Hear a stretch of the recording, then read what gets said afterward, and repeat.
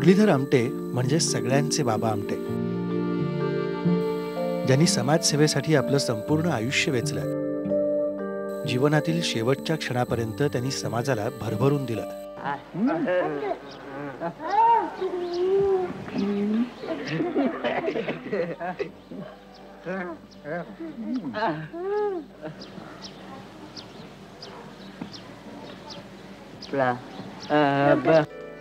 चंद्रपूर जिल्ह्याच्या वरोरा गावात बाबांनी आनंदवन उभारलं.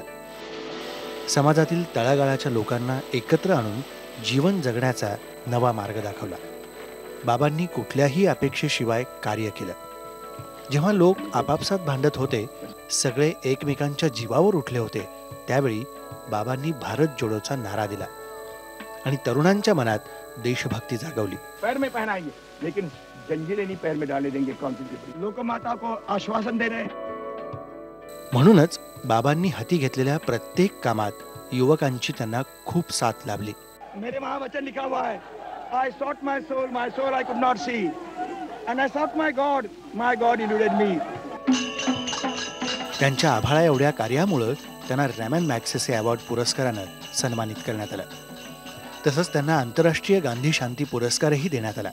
इस देश में जो जवान पैर पकड़ते वही पैर खींचते अपने नेताओं, इसलिए नमस्कार कीजिए. पण त्यांनी कुठल्याही पुरस्काराचा विचार न करता त्यांचं कार्य सुरू ठेवलं.